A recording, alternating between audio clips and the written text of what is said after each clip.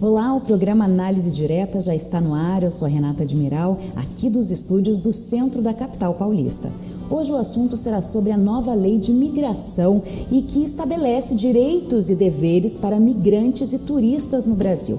Mas o que será que muda? Para conversar comigo e saber tudo sobre esta nova lei, está aqui Diana Quintas, advogada especialista na área de imigração. Seja muito bem-vinda, Diana. Tudo bem com você? Muito obrigada, Renata. Um grande prazer estar aqui com você hoje. E é um nosso te receber aqui no nosso programa. Me diz uma coisa, este nome, Nova Lei de Imigração, tem causado um rebuliço na internet, estão usando o nome de uma maneira errada, estão falando de lei de imigração. Eu queria que você explicasse um pouquinho a diferença, então, rapidamente, assim, de por que é migração e imigração e emigração. Bom, nós estamos acostumados há 37 anos com a lei de imigração, que é o que foi denominado Estatuto do Estrangeiro há 37 anos. Essa nova lei, diferente da anterior, ela trata pela primeira vez dos brasileiros também que estão saindo do país. Então é por isso que o sentido ficou mais amplo. Ao invés de imigração, que são os estrangeiros no Brasil, ela é chamada de lei de migração porque ela contempla poucos parágrafos, mas sim contempla pela primeira vez os brasileiros que também migram para fora. E me diz uma coisa, pela sua experiência, quais são os maiores motivos dessa migração, tanto de quem sai quanto também de quem entra? Bom, o mundo mudou muito, né? A lei anterior é de 1980, do final do regime militar, e obviamente não era o mesmo fluxo migratório e nem a globalização era ainda tão efetiva como é hoje em dia, né? Então, o que motiva muito, no nosso caso, o trabalho que a gente faz é para os estrangeiros que vêm ao país para trabalhar, né? Então, o nosso grande foco são os trabalhadores, executivos, técnicos, as pessoas que vêm ao Brasil para trabalhar, ou os brasileiros que saem do Brasil também para trabalho. Trabalho, então, é o principal motivo. A lei ela é muito mais ampla, né, Renata? A lei, principalmente a grande premissa da lei é um caráter humanitário dela, né? Então existia essa necessidade de se rever a lei anterior, de fazer uma alteração, na verdade uma grande reforma, porque antes o estrangeiro era visto como uma ameaça à segurança nacional. Sim. Também bastante peculiar ao momento no qual a lei foi concebida, né? No final da ditadura militar. Então, obviamente, por conta do nacionalismo, do protecionismo da própria ditadura, via-se o estrangeiro como uma ameaça à nossa segurança, né, nacional. Então, foi importante a lei para estar mais adequada ao nosso momento, né? São 37 anos depois, obviamente teve um fluxo migratório muito grande e muito mais intensificado também nos últimos anos. Então, o grande caráter da lei é um caráter humanitário, de direitos e garantias para os estrangeiros. E entre a lei antiga e essa, na sua visão, né, de especialista, você acha que foi mantido a parte humanitária maior possível? Você ainda faria alguns ajustes, algumas coisas que foram mudadas, você não concorda? Vários, né? Sempre a gente quer opinar, né? E até a consulta pública que está agora, nesse momento, nós estamos com uma consulta pública do decreto que vai regulamentar essa nova lei de imigração. A gente pode falar um pouquinho sobre a diferença da lei para o decreto, né? Pode ser, e dos pontos negativos e positivos dela. Pois é, essa lei veio de um projeto que já estava em trâmite no Congresso há muitos anos, né? Um projeto de lei 2009, esse projeto começou. Então, agora em 2017, de fato, a lei foi finalmente aprovada em maio desse ano de 2017, junto com a lei trabalhista, junto com a lei de terceirização. Sim. Então foi um momento ali de grandes reformas, né? E aí no momento que foi aprovada a lei publicada, houve o que nós chamamos de vacatio legis, que é o tempo que a lei vai passar a vigorar, de 6 meses apenas, né? Normalmente é de 1 ano. Infelizmente, para a lei de imigração, que é uma lei super importante em termos de ajustes, e principalmente porque ela muda demais o cerne cerne da migração, precisaria-se de um tempo maior para que ela entrasse em vigor, para que tudo pudesse ser readaptado a essa nova realidade. Mas não, ela foi aprovada por 6 meses, vai entrar em vigor depois de 6 meses. Então se você me pergunta o que você mudaria, esse seria o primeiro ponto. Nossa, deixa eu só fazer um parênteses, porque você falou que começou lá em 2009. Pois Aí é. eu pensei, mas só foi aprovada agora em 2017, você já demorou muito. Quando você falou 6 meses, que geralmente demora um ano, a minha primeira reação foi, que bom, super rápido, né? Super rápido assim, depois de todo esse ato que teve de 2009 para 2017. Então ainda precisaria de um tempo maior? A questão é que a lei, ela traz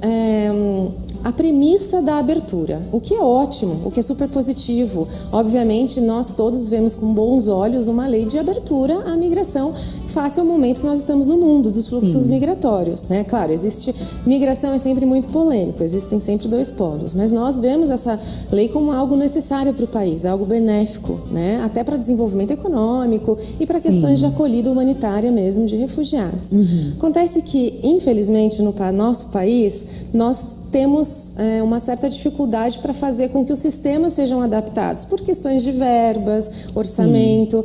Então, tudo vai ter que ser alterado drasticamente. O que nós estamos aí, trabalhando há 37 anos de uma forma, a partir de 21 de novembro vai ser uma forma totalmente diferente. E os nossos sistemas não estão ainda adaptados para isso, até porque a lei, ela fala de um decreto que vai regulamentar a lei. Então, a lei, ela trouxe essa abertura, mas ela não trouxe os detalhes da abertura. Entendi. O que fazer, como fazer, de que jeito, quanto, por quanto tempo.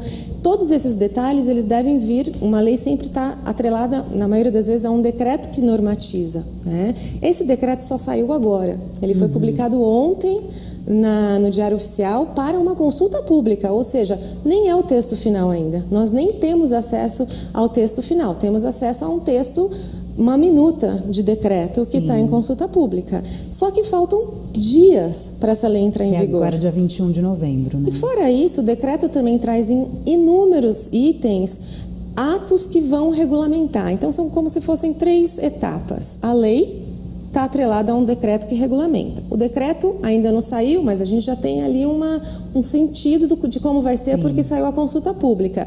Só que esse decreto, essa minuta de decreto que está em consulta pública, fala N vezes sobre atos que vão regulamentar, atos infralegais, que são as resoluções normativas, que normalmente tem para dar força a toda a questão migratória, né? Então, de fato, não existem processos, não existem procedimentos e tudo vai ter que ser readaptado.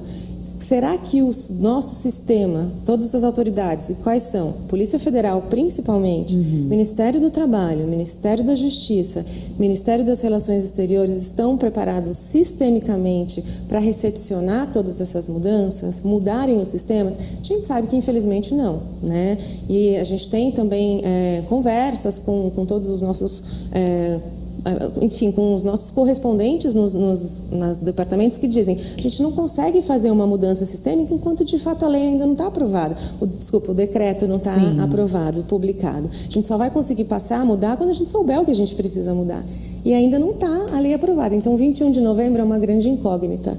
Como que a gente vai receber... Talvez nem saia, então, nesse momento, dia 21. Talvez prorrogue para ter esse tempo maior de adaptação. Se a consulta pública, do jeito que está no decreto, esse decreto não foi publicado ainda, mas ele já tem, tá disponível para consulta pública. Do jeito que está no decreto, ele diz o seguinte, que os estrangeiros, a partir daquele dia, vão estar com essa nova lei vigorando, 21 de novembro.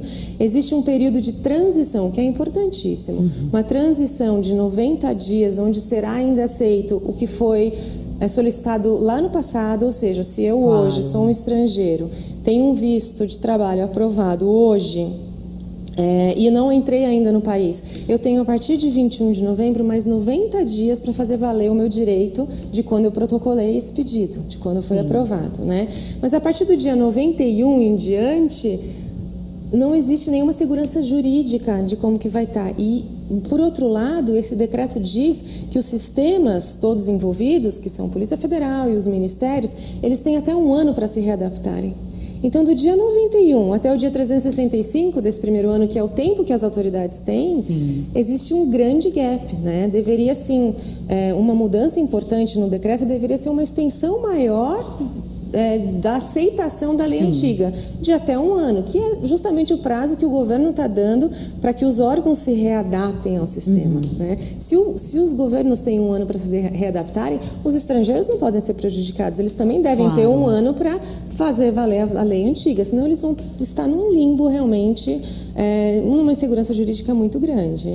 E com essa, mudando um pouquinho o viés aqui da nossa conversa, eu imagino que o exterior esteja muito contente com essa lei aqui normativa do Brasil, porque a gente vê principalmente os Estados Unidos, né, a xenofobia, essa questão da não imigração, dos refugiados, e o Brasil, de repente, diante até de tantos atos terroristas que a gente tem visto aí, que está se tornando cotidiano, infelizmente, na Europa, e essa coisa forte dos Estados Unidos, o Brasil vai na contramão. De repente, abre as suas portas e fala, vem. Me diz um pouquinho, assim, essa lógica do Brasil, e como que lá no exterior o pessoal está vendo isso. Olha, até é engraçado que na Fragment, onde eu trabalho, eu fiz uma palestra sobre a nova lei de imigração, né, e eu, apesar de eu ser uma pessoa muito otimista, eu tive que colocar os pontos de preocupação, né? Pontos de preocupação que, até porque a gente está acostumado com uma lei há 37 anos, sabe exatamente como ela funciona, e tem essa sensação de que as coisas vão ficar muito de última hora, né? Precisava-se de mais um tempo para fazer uma coisa mais estruturada. Então, quando eu apresentei, olhando por um viés de, puxa, olha só o tanto de coisa que a gente precisa fazer, falta de recursos, a gente não conseguia nem fazer passaporte para os brasileiros há poucos meses. Sim. Será que a Polícia Federal tem o recurso suficiente que ela precisa para absorver todas essas mudanças, né? Mas ainda assim, quando eu fiz essa palestra lá na Fragment de Boston, eles ficaram assim com os olhos brilhando, falando assim, é disso que a gente precisa. Então, de fato, são duas visões, duas perspectivas diferentes, né? Sim. De novo, essa lei é super positiva, ela precisava acontecer. Eu acho super importante nós abrirmos as nossas portas para aqueles que precisam da nossa proteção, mas a gente também tem que se resguardar de ter controles para a gente receber esses estrangeiros de uma forma devida para não prejudicar nem os estrangeiros e nem os brasileiros. Tudo precisa ter um equilíbrio, né, Renata? Sim. E nesse momento de crise, que todo mundo fala, desemprego, não assusta abrir a porta, eu não estou nem falando da questão dos refugiados, mas dos migrantes, daquelas pessoas que realmente vêm a trabalho. Não fica aquela pergunta para o próprio brasileiro, mas e aí, se não tem trabalho para a gente, vai ter trabalho para os demais? É uma via de duas mãos, né? Eu entendo essa preocupação, isso de fato está sendo muito levantado, porque nesse momento, uma crise econômica, abrir a porta para os estrangeiros. Mas na medida que você faça um controle de tudo o que está acontecendo, para não ter evasão fiscal, trabalhista, previdenciária, né? Na medida que o decreto traga com que tudo esteja amarrado para que a gente tenha controle de quem está vindo, também de certa forma acaba trazendo mais desenvolvimento para o país, na medida que as empresas estrangeiras têm mais viabilidade de fazer com que o seu negócio saia aqui no país, né? Você acha que é isso que está impulsionando o Brasil? Tentar até fugir um pouquinho da crise para um outro caminho? São duas formas de se enxergar, pode ser olhado desse prisma também. Eu entendo que a grande vontade do legislador na questão dessa legislação foi de fato a questão humanitária. Mas não tem como fazer uma lei para os refugiados, estrangeiros refugiados, e uma outra lei para os estrangeiros executivos ou profissionais que vêm ao Brasil.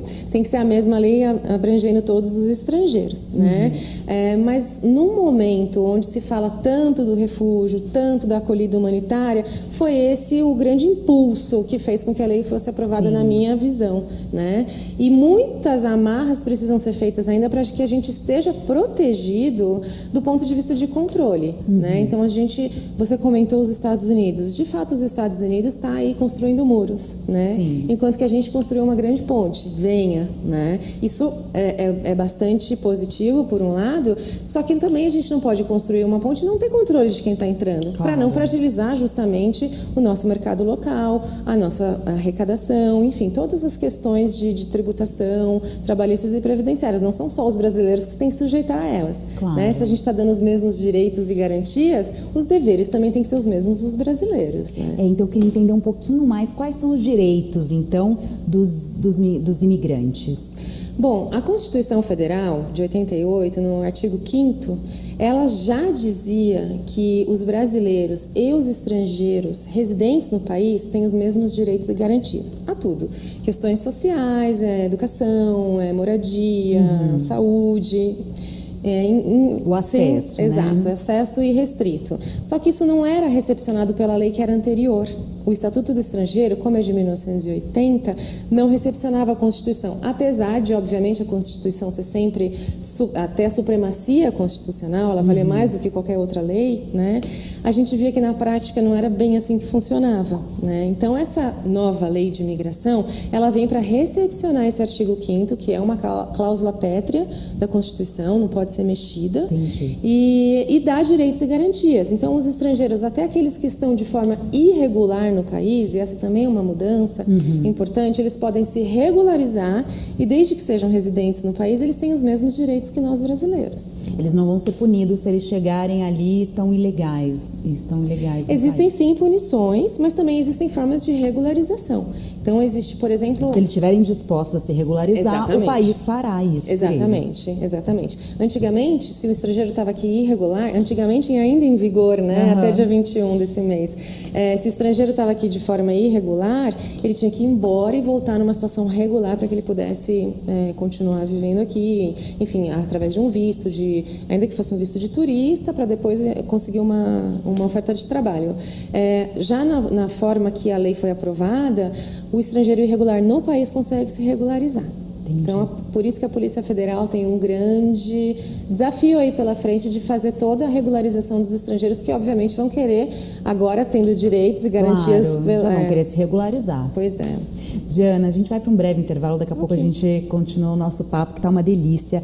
Para você que está curtindo aí o nosso programa, a gente está ali no Facebook, que você pode curtir, compartilhar também essa entrevista. Programa Análise Direta, para você ver todo o nosso conteúdo, está lá no nosso canal do YouTube também, Análise Direta. E lembre-se que você pode participar através do nosso WhatsApp, mandando suas perguntas, suas dúvidas, suas considerações. O nosso WhatsApp é o 011 São Paulo 992247760. Se você está em outro país, coloca 05511 na frente do número, tá bom? Programa Análise Direta já volta.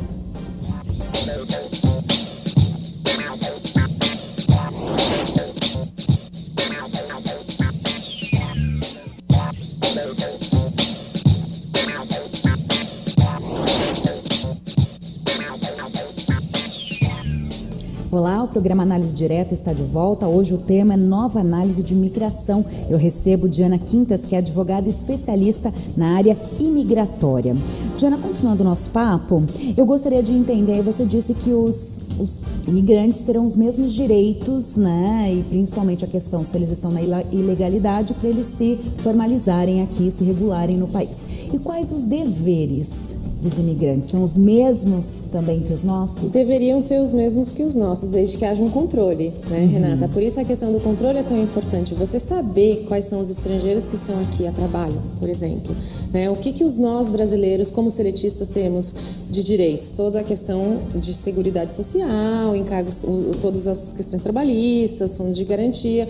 Os estrangeiros, se estiverem como seletistas, eles teriam esses mesmos direitos, né? A questão é que nós, já desde o momento 1, a gente tem todos os impostos, toda a arrecadação. Então, se houver a abertura para os estrangeiros trabalharem, mas se não tiver um controle de quem está trabalhando, a gente vai perder essa questão dos deveres que nós brasileiros temos e eles deixarão de ter, né? Então, assim, existiu uma preocupação no decreto, pelo menos do texto que está para consulta pública, de se informar o Ministério do Trabalho, e isso é super importante, né? Quem é hoje o órgão responsável por analisar e dizer se um estrangeiro tem capacidade técnica, se o país precisa daquela profissão, se ele tem experiência para isso? É o Ministério do Trabalho, né? O Ministério do Trabalho é o ministério responsável por reger, por normatizar questões de trabalho, né? Cada um cuidando da sua parte. Então, o Ministério do Trabalho ter força de continuar analisando esses pedidos de residência agora, que são relativos ao trabalho, é importantíssimo para que a gente tenha o controle de quem está aqui trabalhando, em que empresa, para qual entidade, para que a gente tenha também os mesmos deveres, né? A os deveres são de tributos, E com essa nova reforma da Previdência também, quem se estabilizar aqui no país precisa ter também um tempo de trabalho, se a pessoa for ficar realmente... São os mesmos direitos e deveres, né? Mas aí conta o que a experiência passada da pessoa no outro país? Existem acordos que chamam acordos de totalização, de Seguridade Social, né? Onde o tempo trabalhado no outro país, ele continua a contar daqui, você deixa de pagar no país de onde você vem e passa a pagar aqui no Brasil, né? Ou vice-versa, você não precisa pagar aqui porque você continua pagando lá e você se beneficia dos anos que você está trabalhando aqui para não perder isso na sua aposentadoria. Mas esses são alguns países só, não são todos os países. Os Estados Unidos, por exemplo, é um caso de que não tem. Né? Um acordo para você evitar o duplo pagamento. Aí, nesse caso, tem que pagar lá e tem que pagar aqui. Tem que pagar aqui. E me diz uma coisa, os imigrantes também, eles têm direito daí na questão do voto, da participação política ativa, filiação a sindicatos? Isso só se ele se naturalizar. A naturalização ela é depois de algum tempo que o estrangeiro já está morando aqui no país, né? Ela também consta, né? Algo que já existe desde 1980. A naturalização ela se manteve, ou seja, existe ainda a possibilidade de um estrangeiro se naturalizar brasileiro e aí nesse caso ele tem inclusive a obrigação de depois de alguns meses dele também tirar o título de eleitor e poder votar. Em alguns países, né, para você trabalhar, você precisa estar estudando. Alguns países, nem assim, né? Você pode ir para estudar, mas não é permitido trabalhar só se for informalmente, enfim. Mas alguns países, sim. No Brasil, tem um pouco dessa questão ou não? Trabalho é trabalho, não precisa estar matriculado em nenhum curso, nenhuma universidade, nenhuma faculdade? Tem as duas possibilidades, né? Existe, inclusive, até férias, trabalho. Você pode vir de férias, fazer turismo e trabalhar. E também tem a questão do estágio, mas o que a grande maioria, isso não é muito frequente, não existe um número muito grande de autorizações de trabalho para estágio, por exemplo. O que a gente mais tem contato, né, olhando os números do Ministério do Trabalho, o que mais é aprovado são de fato os profissionais que vêm a trabalho e não para estudo. Mas existem sim os estágios. Tá certo. E essa nova lei, então, ela repudia expressamente essa questão de xenofobia. Expressamente. Então, os estrangeiros também, eles terão totalmente um respaldo se acontecer algum tipo de preconceito, de descriminalização. Né? Com certeza. Essa foi realmente a grande diferença, né? Nessa questão humanitária que você colocou pra gente. Exatamente. E outra coisa, essa nova lei não corre o risco dela gerar uma invasão assim, agora todo mundo está sabendo, vem todo mundo aqui para o Brasil, corre esse risco?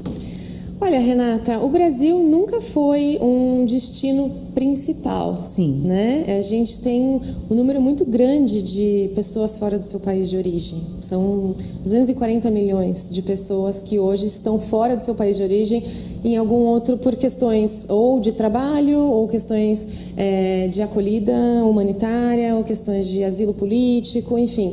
Esse número, no geral, são 240 milhões de pessoas fora. Houve um aumento muito grande no Brasil. Se você pegar 2012 até 2015, um aumento de 131% aqui no Brasil de emprego formal. Formal só, imagina o tanto que não existe de estrangeiro na informalidade. Sim. Então, se a gente comparar, foi de fato um aumento bastante considerável de carteiras de trabalho que foram concedidas a estrangeiros de 2012 a 2015. Mas ainda assim, comparando com o fluxo migratório na Europa ou nos Estados Unidos, em outros países onde a imigração sempre foi maior, o Brasil ainda está engatinhando, né? Eu diria que não deveria ser uma preocupação existir uma invasão de estrangeiros no Brasil. E o que o Brasil tem de atrativo para essas pessoas que têm a possibilidade de estar em qualquer outro país, assim, com a questão da corrupção, com a questão da violência? Por que o Brasil aposta nisso de ser um atrativo? Aonde?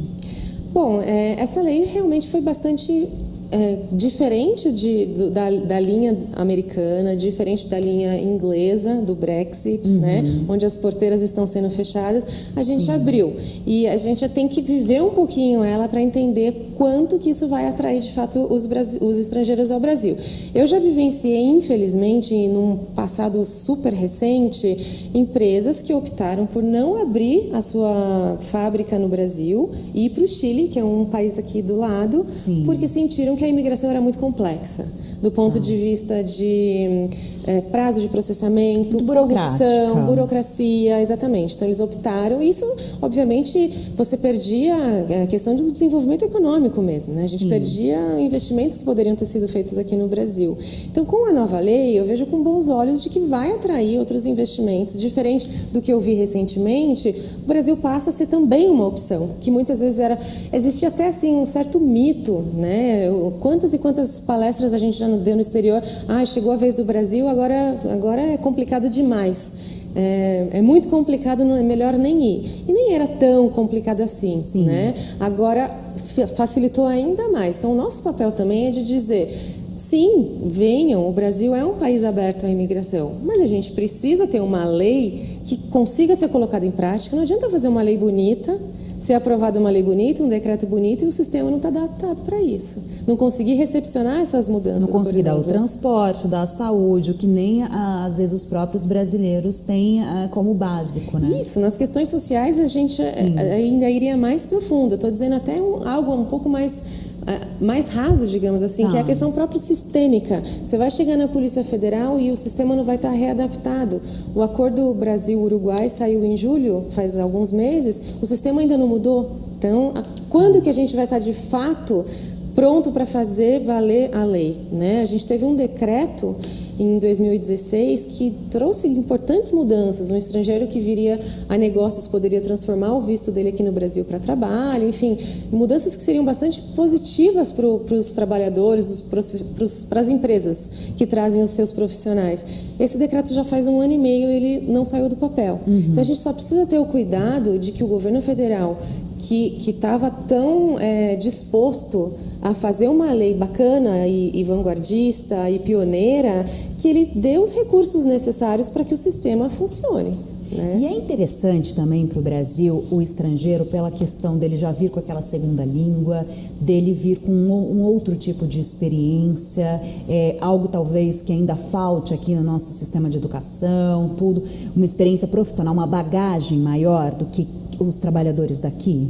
Essa era uma grande preocupação do Ministério do Trabalho, de fazer com que uma análise para verificar se aquele estrangeiro que estava vindo de fato agregaria a nossa mão de obra local. Precisa agregar, não é assim também, qualquer pessoa entra.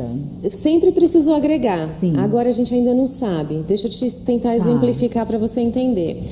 Um estrangeiro que vem a trabalho, um seletista, né? Ele vem para trabalhar no Brasil com um contrato de trabalho aqui no país. Ele precisava comprovar que ele tinha um diploma superior, e que ele tinha uma experiência naquela área, né? Ou seja, não bastava ele ter um diploma, ele tinha que ter uma experiência. Para quê? Para agregar ao país, né?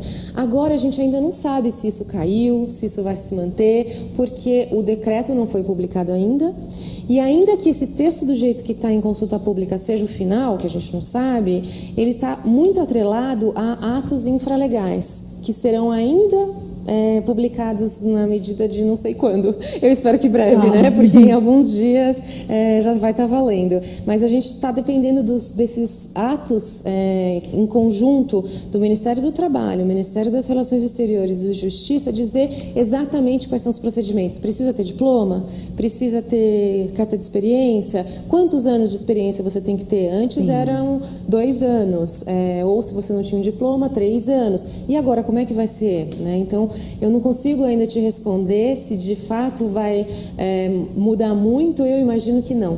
Então eu acredito que essa premissa de que o estrangeiro venha, mas agregue ao mercado a mão de obra local, seja uma preocupação do Ministério do Trabalho, que por sinal tem feito um trabalho muito bacana de tentar manter o dinamismo, né? A imigração é uma questão muito dinâmica.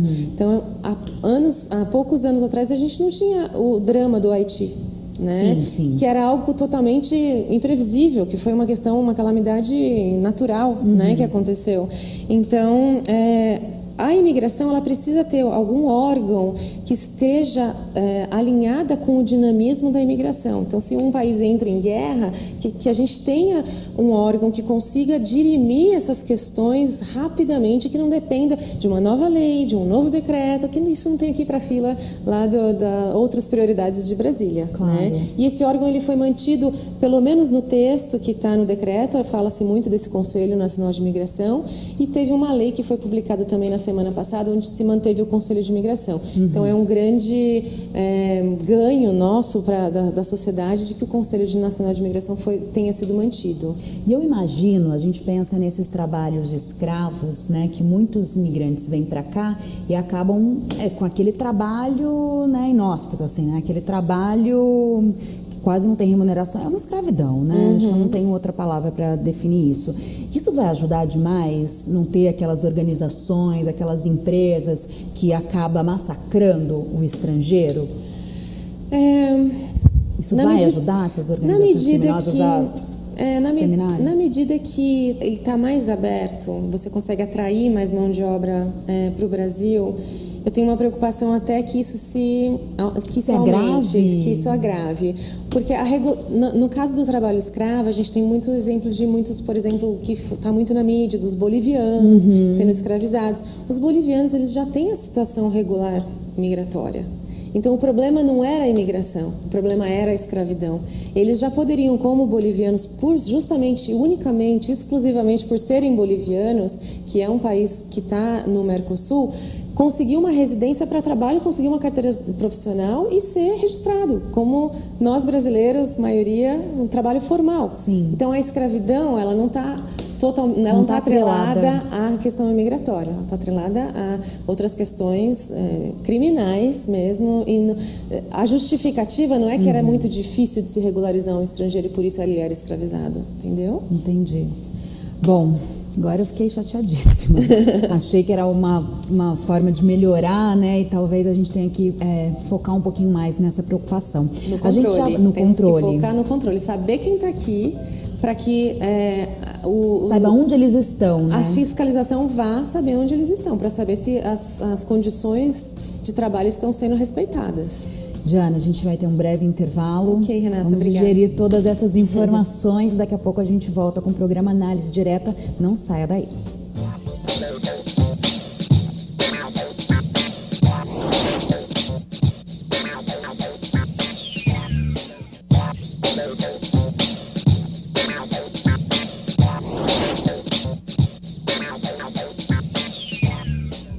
Olá, estamos de volta. Eu recebo aqui no programa Análise Direta Diana Quintas, que é advogada e especialista na área imigratória. Estamos entendendo um pouquinho mais sobre a nova lei de migração.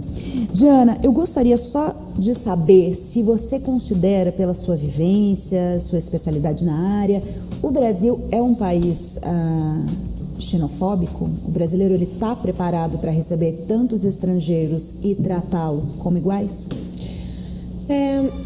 É um passinho a cada dia, né? A questão da imigração, do refúgio, principalmente, ela foi intensificada muito. Não se falava muito isso há poucos anos. Então, eu acredito que cada dia, acho que a mídia ajuda muito a mostrar casos de insucesso, casos que seriam casos xenofóbicos. Isso faz com que muitas pessoas se solidarizem. Então, acho que é um papel bastante importante de vocês, de mostrar onde existe a xenofobia para que outros se compadeçam da situação, né? Como eu comentei com você anteriormente, a imigração ela é realmente muito polêmica, odeia ou ame, infelizmente, né? Tem pessoas que são super abertas e acham que a gente deveria receber os estrangeiros de braços abertos. Outros ficam preocupados com a segurança nacional, ficam preocupados com a crise e olham com outros olhos, né? Mas comparando com outros países europeus e até mesmo os Estados Unidos, acredito que nós estamos bem. Não somos um país xenófobo comparando com outros países que têm uma imigração maior, porque o nosso número realmente ainda não é tão substancial comparado com outras grandes nações. Quanto você acha, assim, pode chutar um número, só para a gente ter uma ideia, do quanto vai crescer essa imigração no Brasil? Olha, com a crise econômica, nós tivemos uma queda de 20% no trabalho regulamentado de estrangeiros no Brasil, ou seja, aquelas autorizações de trabalho que passam pelos Ministérios do Trabalho. Se você compara os dados de 2015 com 2016, teve uma queda de 20%, né? E na mesma época um aumento muito grande de brasileiros indo para fora. Então foi reflexo realmente da situação econômica e política aqui do nosso país, né? Mas com uma lei mais aberta, a tendência é de que se aumente, desde que obviamente o Brasil dê condições de receber esses estrangeiros, que se tenha uma segurança jurídica, de que os sistemas estejam adaptados para receber, porque se hoje vier um estrangeiro para cá no dia 21 de novembro, eu sinceramente vou ficar preocupado o que fazer com ele, né? Os órgãos não estão ainda capacitados, sequer temos um decreto que vai regulamentar, né?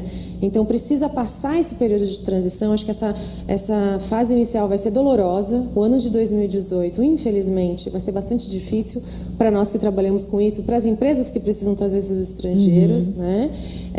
Mas passada a tempestade, depois que tudo estiver bastante organizado, estruturado, que o governo dê recursos para que os órgãos consigam de fato capacitar as pessoas que estão ali dentro para receber os estrangeiros e adaptar o seu sistema, acredito que vai trazer sim um aumento. Isso vai gerar muito mais desenvolvimento econômico, né? Investimentos para o Brasil, uma questão que já existia e se manteve, a questão do próprio investidor, pessoa física, se ele quer investir no Brasil, isso se manteve, ou se é uma empresa lá de fora que quer trazer o seu presidente ou uma pessoa de alto cargo de confiança, se manteve também, e para isso demanda um investimento aqui no país. Então isso tudo vai acabar se facilitado, fazendo com que o número aumente. E os brasileiros que saíram do país, eles vão ficar, como essa lei também, né, se estendem a eles, os mesmos direitos e deveres que o estrangeiro tem aqui, o brasileiro também terá no outro país? Não, infelizmente não é essa reciprocidade como a gente gostaria, né? O pouco que a nova lei de migração trata dos brasileiros fora é nas questões consulares, dizendo que eles vão ter respaldo se eles estiverem fora, contando com o consulado, em caso de qualquer acidente, emergência, eles vão poder contar com o consulado do país de onde eles estão, e também no retorno ao Brasil, a isenção de impostos para trazer de volta a sua mercadoria, enfim, a mudança que o brasileiro tinha levado, ele pode trazer de volta com isenção de impostos, o que não mudou, que já era assim.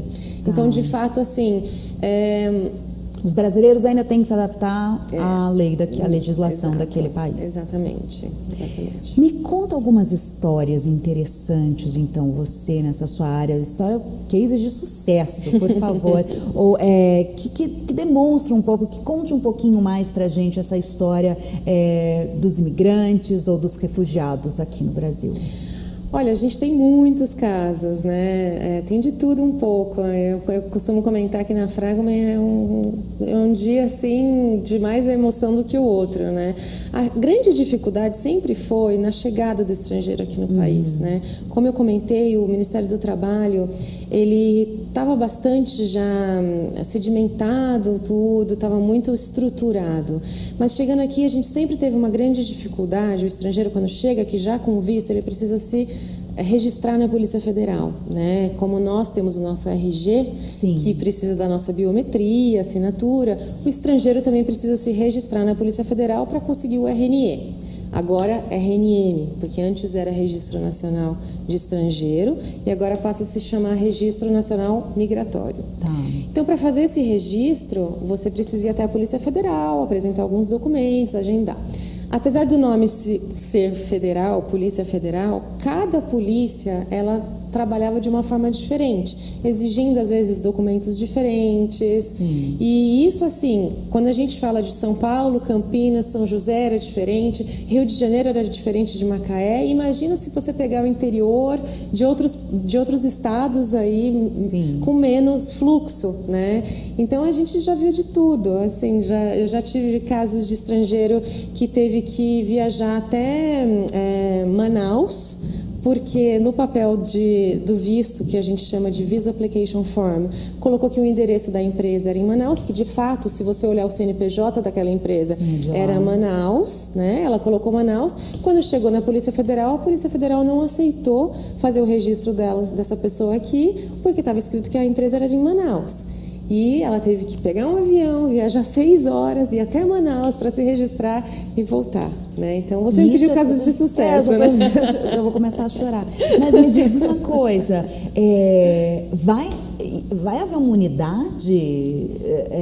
Porque, né? Não faz o menor sentido cada cidade, cada capital colocar lá uma forma. Parece aquelas histórias, né? Que você chega com 2 documentos, ele fala, não, mas está faltando um terceiro. Chega com um terceiro, você fala, não, mas eu esqueci de falar que está faltando mais 2. E você nunca consegue, às vezes, nem abrir uma conta no banco, de tanto documento que está faltando. Exatamente. Não, e a gente tem casos de polícias federais que é exatamente isso. Você chega com um, ele pede o segundo. Você chega com o segundo, ele pede o terceiro. Existe uma grande vontade da Polícia Federal, principalmente a de São Paulo, que a gente conhece muito, né, de que isso se torne mais uniforme, deveria ser, e também houve muita mudança estrutural em Brasília, na Polícia Federal.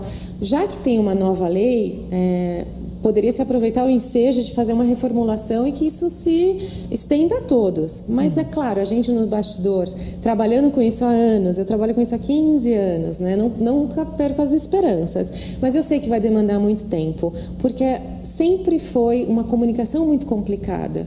O que era decidido, por exemplo, um decreto que saía aqui, que dizia que os consulados lá fora, na hora de estampar o visto, deixariam, por exemplo, um estrangeiro, um cônjuge, um dependente, né, marido ou mulher de um estrangeiro que vem a trabalho, também trabalhar. Saiu um decreto falando sobre isso no ano passado. Agora, o cônjuge de um profissional estrangeiro também pode trabalhar no Brasil.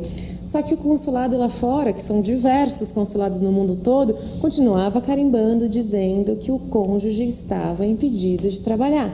Então, até uma nova lei pegar para todos se comunicar, leva muito tempo, infelizmente, né? E falando só nisso, então, já que você abriu essa questão, quem vier, tem isso? Os dependentes vão poder trabalhar, o marido vai poder trabalhar? Não se falou nada até agora de dependentes. Porque alguns países pode, né? Assim, se você for com o seu marido, se você pode trabalhar lá 6 meses, ele também. Se seu filho também for, ele também. Aqui no Brasil era expressamente proibido, até 2016. Em 2016 saiu esse decreto que foi bastante bem recepcionado pelas empresas, porque isso era uma questão. Sim. Quantos e quantos casos a gente já viu de insucesso de expatriação? Inúmeros, até de divórcios, porque o estrangeiro vinha e o cônjuge não conseguia, era uma pessoa muitas vezes que trabalhava no exterior e estava disposto a acompanhar aquele cônjuge, marido ou mulher que está aqui no Brasil, mas chegava aqui e se sentia totalmente excluído, enquanto que o profissional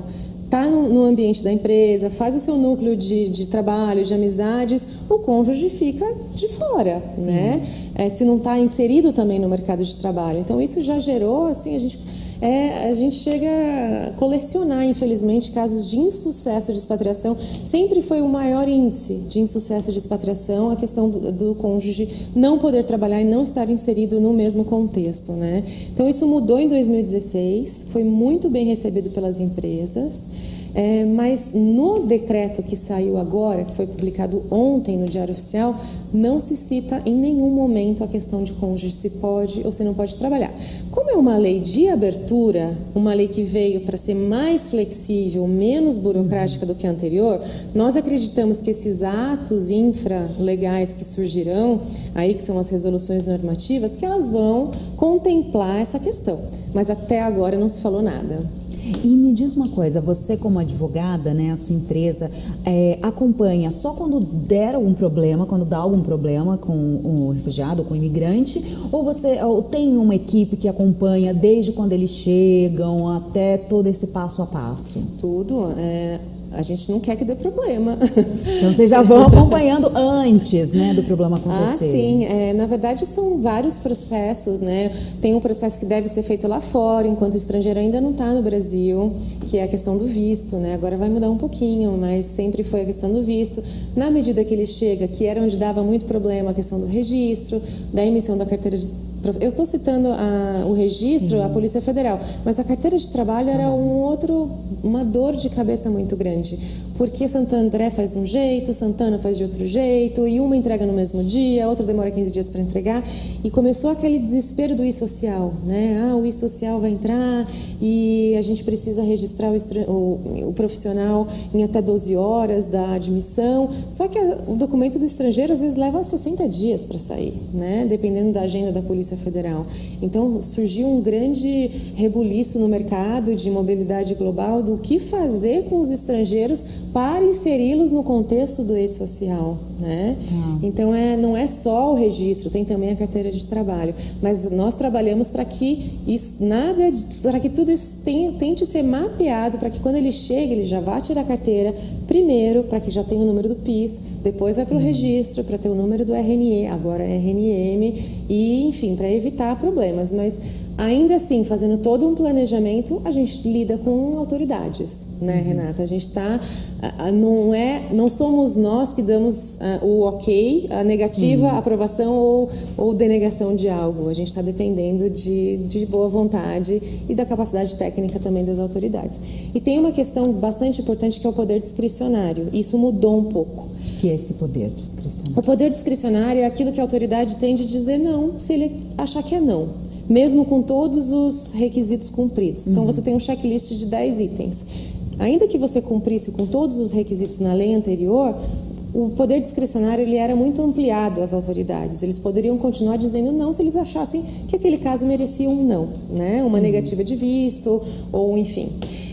Já com a nova lei, a discricionariedade ela continua existindo, mas mais na entrada do país.